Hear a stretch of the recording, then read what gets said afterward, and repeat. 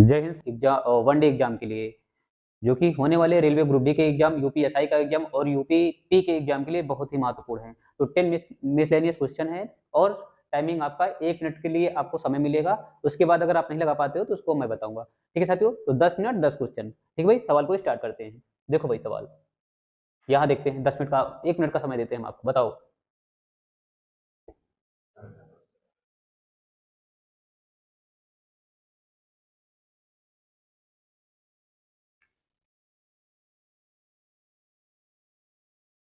चलिए भाई देखते हैं सवाल को।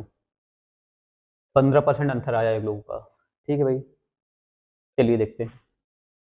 यहाँ देखो लिखा है क्वेश्चन, अनिल अंकित मूल्य पर 20% छूट के साथ एक वस्तु खरीदता है और अंकित मूल्य पर 8% छूट के साथ बेच देता है। उसका लाभ प्रतिशत ज्ञात कीजिए या हानि प्रतिशत होगा। मेरे भाई मैंने बताया है, सीपी सेलिंग प्राइस और क्या होता है भाई, मैक्सिमम प्राइस होता है। मैंने बताया है मैक्सिमम प्राइस आपको यहाँ लिखा गया है, यहाँ पे जो भी है 100% है। अंकित मूल्य पर 20% छूट देने के पश्चात वह 8% छूट पर बेच देता है। ठीक है भाई, अंकित मूल्य पर 20% छूट के साथ एक वस्तु खरीदता है। अंकित मूल्य पर 20% की छूट के साथ एक वस्तु खरीदता है। अंकित मूल्य मान लेते हैं 100 है और खरीदा कितने का है भाई, 100% पे ये अंकित मूल्य है। खरीदा कितने का है, 80%, यानी 20% छूट पे खरीद लिया है। अब उसके बाद क्वेश्चन में कहा है कि 8% छूट के साथ बेच दिया है। 8% छूट पे बेच दिया है, किस पे, अंकित मूल्य से 8% छूट पे बेचा है, तो यहाँ 92% पैसा लिया है। कितना लिया भाई, 92% पैसा लिया है। अब चाहे साथियों इसको हम रेशियो में बनाए या ऐसे ही पुटअप कर देंगे तो हमारा क्या होगा, आंसर आएगा। ये परसेंटेज से परसेंटेज सारा कैंसिल कर दिया मैंने। यहाँ देखो, ये क्रय मूल्य से विक्रय मूल्य कितना ज्यादा है, 12 ज्यादा है। कितना ज्यादा है भाई, 12 ज्यादा है। 80 से ज्यादा है कितना, 12 ज्यादा है। इसको परसेंटेज में बना लेंगे, यही क्या होगा, लाभ प्रतिशत के बराबर होगा। ठीक है भाई, 20 चौको 80 होगा, 20 पंचे कितना होगा, 100 होगा, 4 एकम 4, 4 तिहाई 12। कितना आएगा लाभ भाई, 15% आएगा। ठीक है भाई, चलिए अगले वाले सवाल पे चलते हैं। ये रहा भाई अगला वाला सवाल। समय आपका सिर्फ रहा है, यहाँ देखो सवाल बोल देते हैं, ये टाइम आपका चालू हो गया है। क्वेश्चन लिखा गया है, कुछ वस्तुओं को इस प्रकार बेचा जाता है कि जब 5% की छूट दी जाती है तो 33% का लाभ होता है। सूची मूल्य लागत मूल्य से कितने प्रतिशत अधिक है, ये आपसे पूछा गया है। ठीक है भाई, बताओ जल्दी से।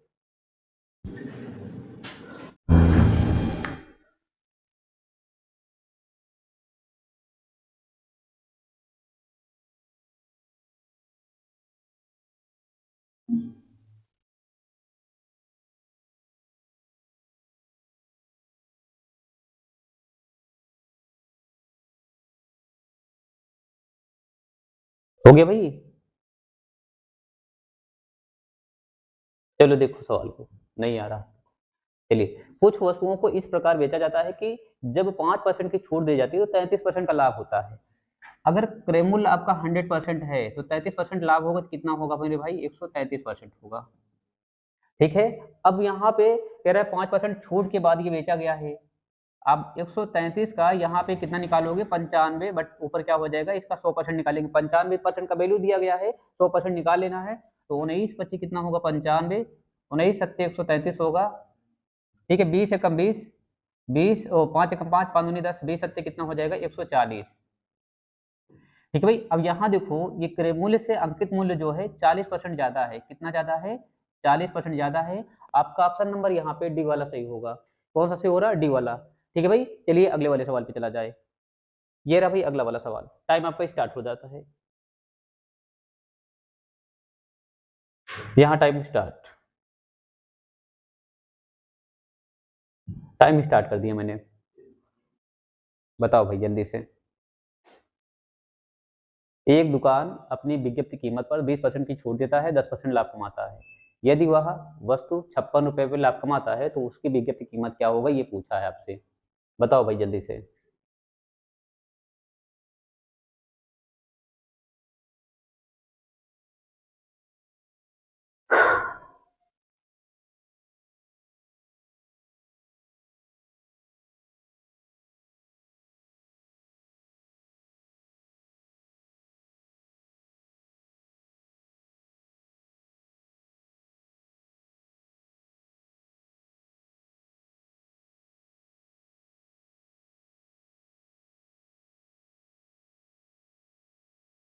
तो 770 सी है सर। नहीं, कितना ये वाला रहा, 770। हाँ यही होगा, देखते हैं भाई। चलिए, क्वेश्चन लिखा गया है, एक दुकानदार अपनी विज्ञापन कीमत 20% छूट देता है और 10% लाभ कमाता है। 100% आपका क्रय मूल्य होगा, क्रय मूल्य से 10% लाभ कमाया तो क्या होगा 110%। ठीक है, 20% का छूट दिया है तो यहाँ पे 110 का कितना निकालेंगे, 100% निकालेंगे, और ये वैल्यू जो दिया है 80% का दिया है। ठीक है भाई, 20 चौको 80 होगा, 20 पंचे कितना होगा 100 होगा। ठीक है भाई, यहाँ 2 आ जाएगा और ये कितना आएगा 55। 55 पंचे कितना होगा 275 होगा, 50 25, 50 25 2 27, 275 बटे कितना होगा 2। ठीक है, इसका आधा कितना होगा 137 होगा, 137.5। ठीक है भाई, ये आपका क्या हो गया, अंकित मूल्य आ गया। आपसे क्या पूछा गया है, अगर लाभ कितना है 56 है। अब यहाँ देखो, लाभ 56 है, यहाँ से कितना ज्यादा है 10% ज्यादा है, 10% का वैल्यू कितना होगा 56 होगा। ठीक है भाई, अब कितना वैल्यू निकालना है, अंकित मूल्य पूछा गया है तो 137.5 निकाल लो। 137.5 वैल्यू निकालेंगे, ये बराबर क्या होगा y के। ठीक है मेरे भाई, बस कुछ नहीं करना, यहाँ से ये पॉइंट हटा लेंगे तो ये पॉइंट यहाँ खसक के आएगा, 137.5 में 56 से मल्टीपल करा लेंगे तो हमारा आंसर मिल जाएगा। यहाँ देखो, 13.75। ठीक है, गुणे कितना कर देंगे यहाँ पे 56। ठीक है, 6 पंचे कितना होगा 30, 6 सतह 42, 42 3 45 होगा, और 6 त्रिक 18, 18 4 22, और 6 कम 6 2 8, 5 हम 25, 5 सतह 35 2 37, 5 यहीं 15 3 18, 5 1 का 5 1 6। ठीक है भाई, यहाँ जीरो हो गया, 5 5 10 जीरो हो गया, 7 2 9 1 10 जीरो हो गया, 8 दूनी 16 1 17 हो गया, 6 1 7। ठीक है भाई, यहाँ दशमलव लगा देंगे, कितना आ गया 770। ठीक है भाई, चलिए अगले वाले सवाल पे चलिए। ये रहा भाई अगला वाला सवाल। बताओ भाई, टाइम आपका स्टार्ट। बताओ भाई क्या आंसर आएगा। क्वेश्चन लिखा गया है, 30% छूट के बाद टेबल का विक्रय मूल्य 26,600 है। यदि क्रय मूल्य अंकित मूल्य का 30% है तो क्रय मूल्य कितना है, ये पूछा गया है। बताओ भाई।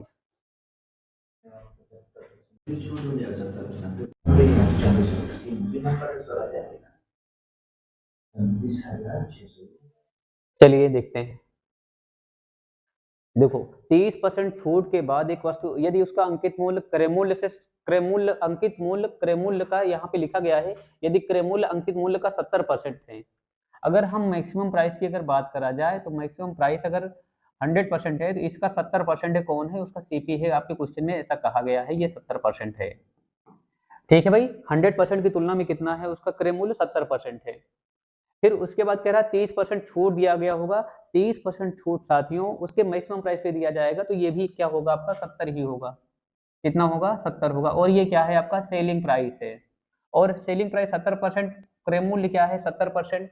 अब क्या लिखा गया यहाँ पे, विक्रय मूल्य अगर 70% है तो क्रय मूल्य भी ये भी बराबर है दोनों, तो क्या होगा आपका यही आपका आंसर होगा, क्रय मूल्य भी यही होगा, आपका नंबर बी वाला सही होगा। ठीक है भाई, चलिए अगले वाले सवाल पे चला जाए। ये रहा भाई अगला वाला सवाल, बताओ भाई क्या आंसर आएगा।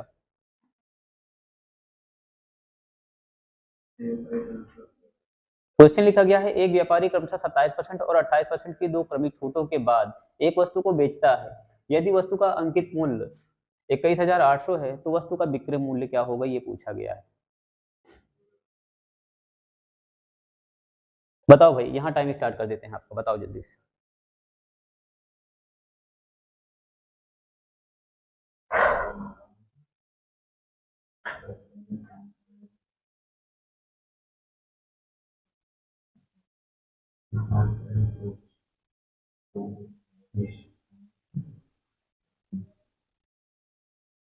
बताओ भाई जल्दी बताओ, आंसर कितना आएगा।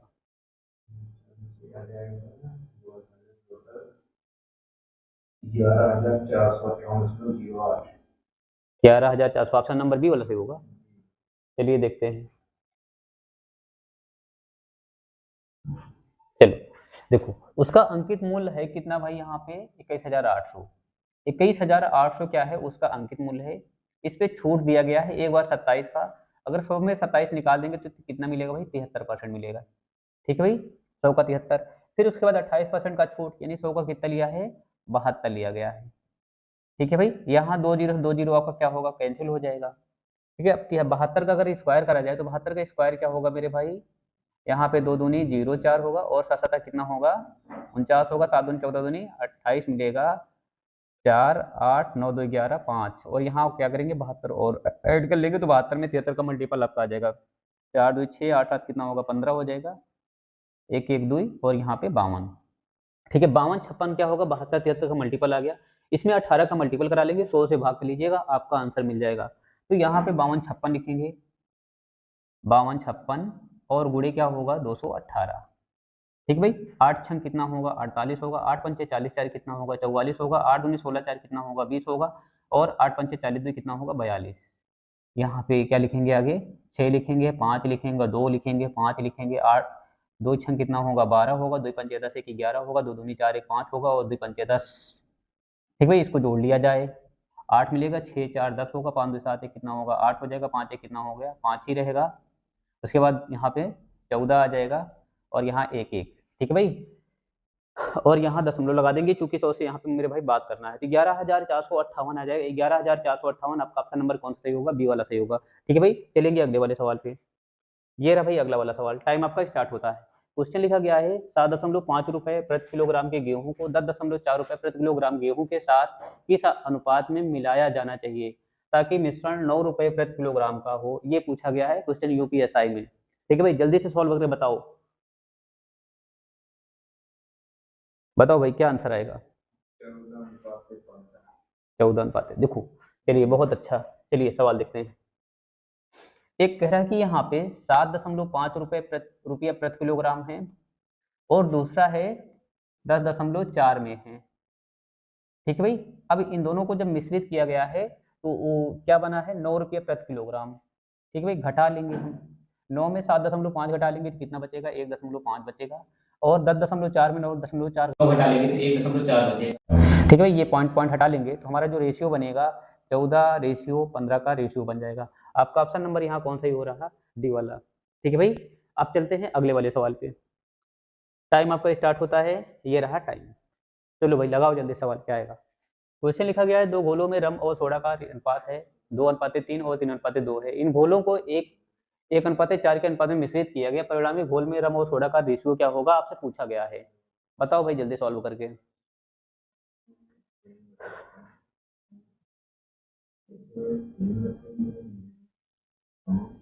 बताओ भाई जल्दी से बताओ क्या आएगा आंसर जल्दी से।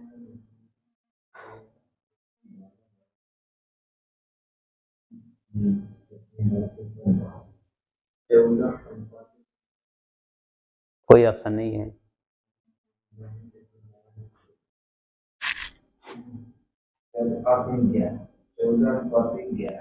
बी वाला सही है।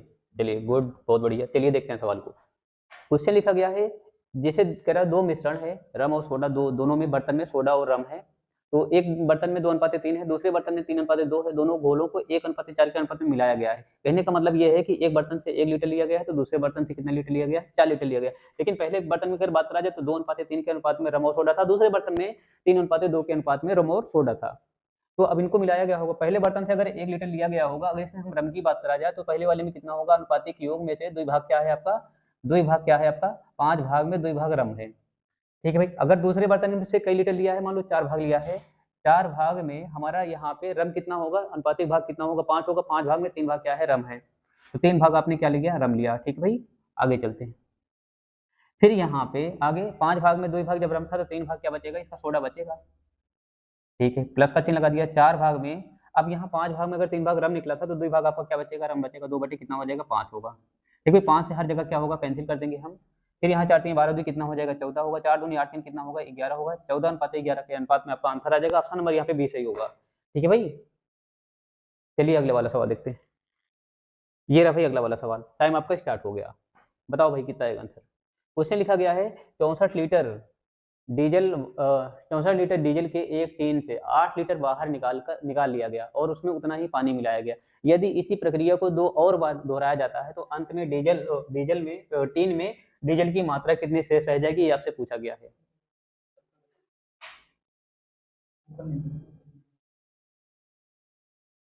बताओ भाई क्या आएगा।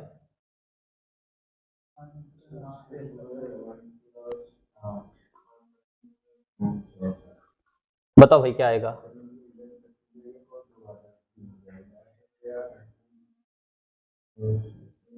क्या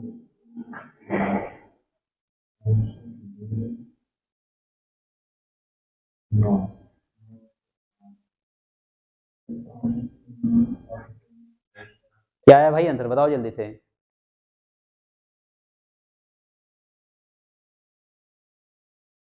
टाइम ओवर हो गया भाई। चलिए देखते हैं सवाल। देखो 64 लीटर है, कह रहा है कि टीन में डीजल की मात्रा कितनी शेष रह जाएगी। तो शेष मात्रा डीजल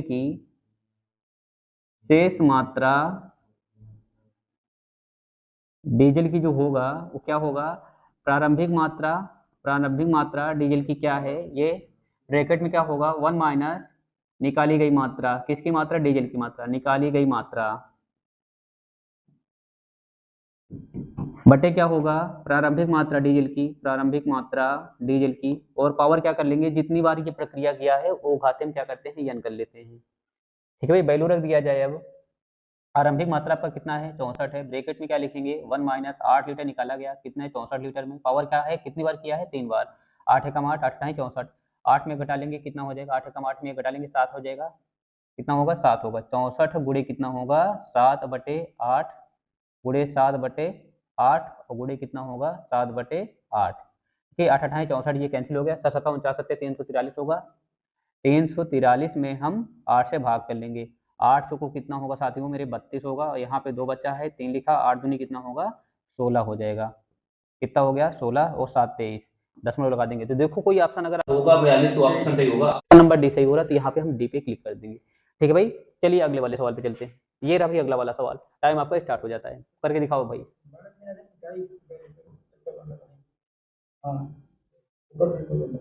बताओ भाई जल्दी से बताओ, बताओ भाई, टाइम स्टार्ट है आपका, क्या आएगा आंसर। साथियों अगर वीडियो अच्छी लग रही है तो लाइक कर देना और सब्सक्राइब कर देना चैनल को।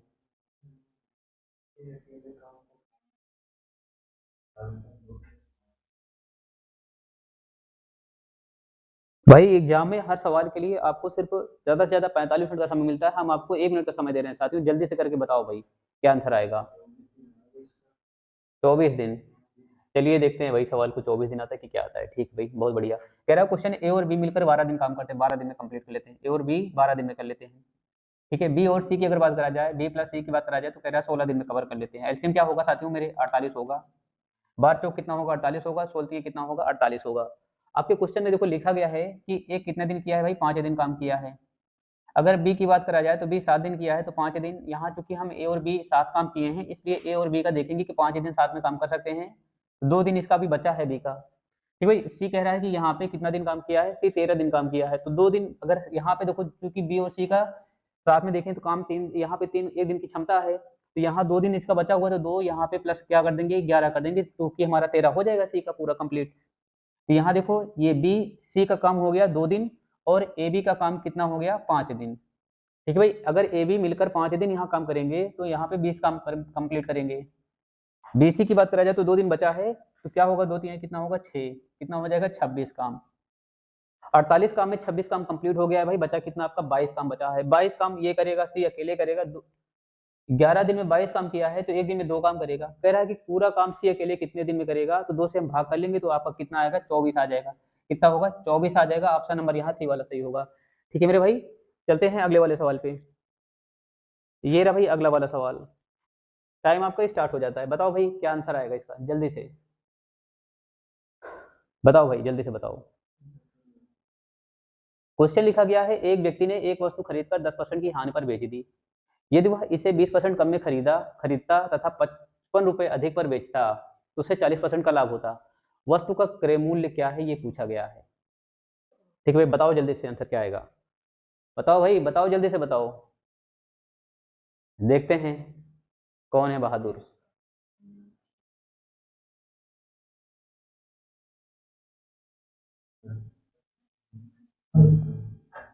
हाँ खाना तो खाए नहीं ना।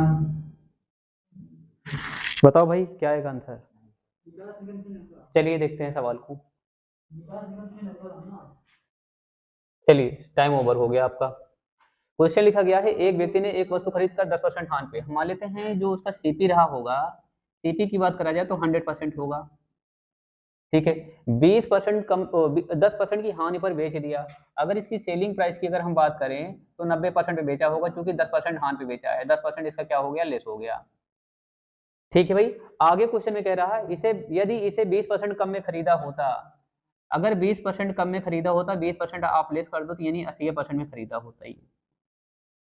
ठीक है, 80% कम में खरीदता, कह रहा तथा 55 रुपए अधिक पर बेचता तो 40% का लाभ होता। 40% का यहाँ लाभ होगा, तो यहाँ जो सेलिंग प्राइस इसका निकलेगा 40% ऐड कर देंगे, इसमें क्या करेंगे 40% इसका 80 का 140 बटे क्या लिखेंगे 100। ठीक है भाई, यहाँ से क्या होगा 8 14 पंचे 70 14 14 अट्ठे कितना होगा 112 होगा, कितना होगा 112। ठीक है भाई, अब देखो यहाँ पे पहले 90% पे बेच रहा था जो भी सामान था, अब कितने में बेच रहा है 112%, कई रुपया ज्यादा आएगा, यहाँ परसेंटेज में देखो कई परसेंट ज्यादा हुआ है। आप बोलोगे सर जी 22% ज्यादा हुआ है, 22% ज्यादा हुआ है, मैं बोलूँ वैल्यू में क्या ज्यादा हुआ है कितना, आप बोलोगे सर जी 55। 22% ज्यादा हुआ है, 55 रुपया ज्यादा हुआ है मूल्य। अब पूछा क्या गया है 100% की वैल्यू पूछा गया है, तो यहाँ 100% की वैल्यू निकाल दोगे, आपका आंसर मिल जाएगा। ठीक है भाई, 11 दूना 22 होगा और 11 पच्चे कितना होगा 55 होगा, यहाँ से 2 काटेंगे कितना आएगा 50 आएगा, 50 पंचे कितना हो जाएगा 250। जो कास्ट प्राइस होगा कितना होगा भाई, सी वाला ऑप्शन सही होगा 250। ठीक है साथियों, ऐसे वीडियो आपको रोज मिलेंगे, वीक प्रतिदिन शाम को 9 बजे। ठीक है साथियों, तब तक के लिए गुड नाइट।